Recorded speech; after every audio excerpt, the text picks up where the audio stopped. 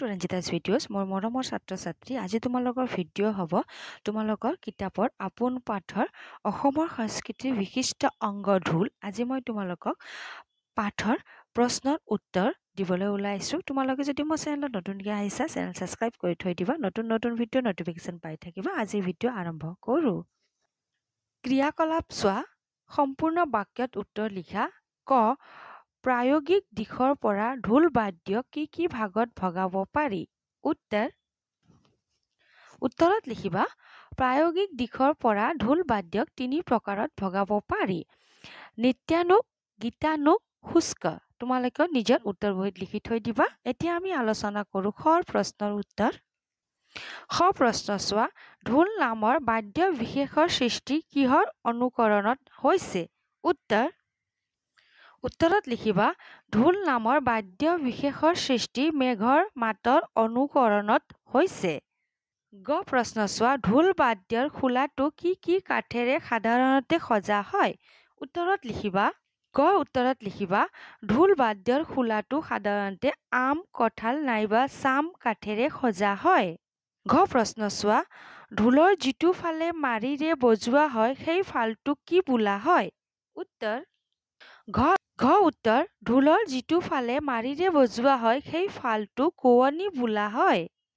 প্ৰশ্ন চোৱা মেখেলা কি উত্তৰত লিখিবা ঢোলৰ তালিৰ মলুৱাক চামৰাৰ ৰছীৰে গুঠি দুটা আঙঠিৰ দৰে কৰা হয় ইয়াকে মেখেলা বোলে প্ৰশ্ন চোৱা ফৰিঙা কাক বোলে উত্তৰ লিখিবা কোবোৱাৰ কাষত থকা খোপৰ খালী অংশবোৰত বাঁহৰ টুকুৰা কিছুমান লগাই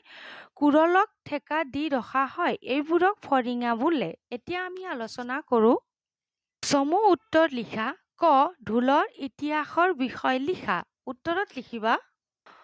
ঢোল এবিধ অতি জনপ্ৰিয় বাদ্যযন্ত্ৰ বিশেষকৈ অসমীয়া সমাজত ঢোলৰ আদৰ অতি বেছি সভ্যতাৰ পাতনিৰ পৰাই মানুহৰ মাজত ঢোল বাদ্যৰ প্ৰচলন হৈ আহিছে বিশেষকৈ কৃষি সভ্যতাৰ লগত জড়িত জাতিসমূহৰ সংস্কৃতিৰ এক অবিচ্ছেদ্য অংগ হৈছে ঢোল বাদ্য তোমালোকে নিজৰ উত্তৰ বহীত লিখিবা এতিয়া আমি আলোচনা কৰোঁ খৰ উত্তৰ খ প্ৰশ্ন চোৱা ঢোলৰ ব্যৱহাৰ কি অনুষ্ঠানত হয় উত্তৰত লিখিবা কৃষি পথাৰত বৰষুণ নমাবৰ কাৰণে কৃষি কৰ্মৰ আৰম্ভণিতে ঢোল বজাই বিহু উৎসৱ পালন কৰে অতীত কালৰে পৰাই অসমতো জৰুৰী বাৰ্তা দিবলৈ বা কিবা বিপদৰ আগ জাননী দিবলৈ ঢোল বা দবা বজোৱা হয় বিয়াত দৰা বা কইনাক নোৱাবৰ বাবে পানী তুলিবলৈ যাওঁতে ঢোল বজাই যোৱা হয় এতিয়া আমি আলোচনা কৰোঁ গড় প্ৰশ্নৰ উত্তৰ গ প্ৰশ্ন চোৱা কোৱনী আৰু তালি বুলিলে কি বুজা উত্তৰত লিখিবা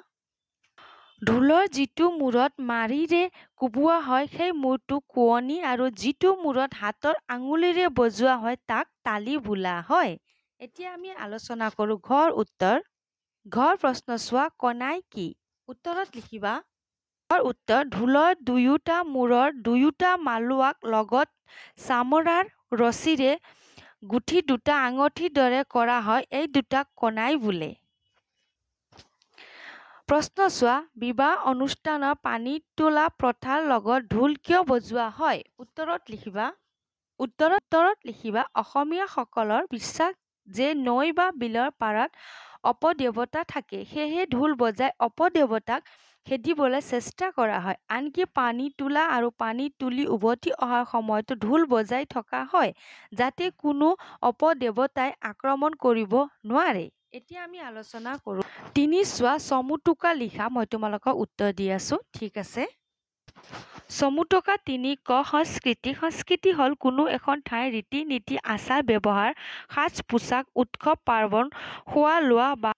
অলংকাৰ আদিৰ সমষ্টি এতিয়া আলোচনা কৰোঁ খৰ উত্তৰ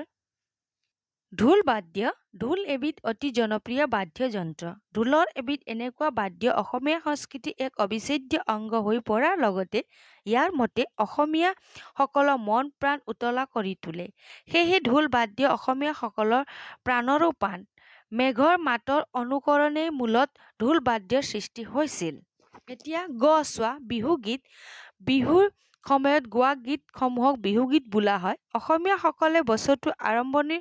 ঢোল বজাই বিহু নাচ আৰু গীতৰে নতুন বছৰটোক আদৰণি জনায় আৰু কৃষি কৰ্মৰ কাৰণে নিজকে সাজু কৰে। এতিয়া আমি আলোচনা কৰোঁ 4 প্ৰশ্নৰ উত্তৰ।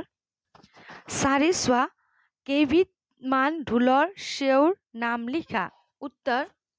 4 উত্তৰত লিখিবা কেইবিধমান ঢোলৰ চেউৰ নাম হ'ল ওজা হাত বা ওজা চেউ, বুলনি চেউ, খৰা চেউ, পানী তোলা চেউ, হুৰালি চেউ, কুকুৰা পহিয়া চেউ, নাচনী চেউ, বুঢ়া চেউ, বালিকটা চেউ ইত্যাদি। অনুষ্ঠান অনুযায়ী বেলেগ বেলেগ চেউবোৰ বজোৱা হয়। 5 প্ৰশ্ন চোৱা, বিহুগীতৰ লগত সংগত কৰা কেইবিধমান বাদ্যযন্ত্ৰৰ নাম লিখা। উত্তৰত লিখিবা বিহুগীতৰ লগত সংগত কৰা কেইবিধমান বাদ্যযন্ত্ৰৰ নাম হ'ল ঢোল, তাল, পেঁপা, গগনা, বাঁহী, টকা, সুতুলি। তোমালোকে লিখিবা। এতিয়া আলোচনা কৰোঁ 6 উত্তৰ। প্ৰশ্ন চোৱা, লোকবাদ্য হিচাপে অসমীয়া সংস্কৃতিত ঢোলৰ ভূমিকা সম্পৰ্কে লিখা। উত্তৰত লিখিবা লোকবাদ্য হিচাপে অসমীয়া সংস্কৃতিত ঢোলৰ ভূমিকা অপৰিসীম। ঢোলৰ অবিহনে বিহু সদায় অসম্পূৰ্ণ। বিয়াত পানী তুলিব যোৱাৰ সময়ত ঢোল বজোৱা হয়। বছৰটোৰ আৰম্ভণিতে ঢোল বজাই আনন্দ কৰা হয়। কৃষিৰ পথাৰত বৰষুণ নমাবৰ কাৰণে কৃষি কৰ্মৰ আৰম্ভণিতে ঢোল বজোৱা হয়। আশা ৰাখিছোঁ মোৰ মৰমৰ ছাত্ৰ-ছাত্ৰী তোমালোকে আজি ভিডিঅ' বুজি পাইছা বুলি। নতুনকৈ আহিছা যদি চেনেল ছাবস্ক্ৰাইব কৰি থৈ দিবা। নতুন নতুন ভিডিঅ' নটিফিকেশ্যন পাই থাকিবা। হিন্দী ভিডিঅ'ৰ দৰে তোমালোকে মোক অসমীয়া ভিডিঅ' আপোন পাঠতো মৰম দিবা বুলি আশা ৰাখিলোঁ। আজি মই ইয়াতে সমাপ্ত কৰিলোঁ। আকৌ লগ পাম আমি নতুন ভিডিঅ'ত।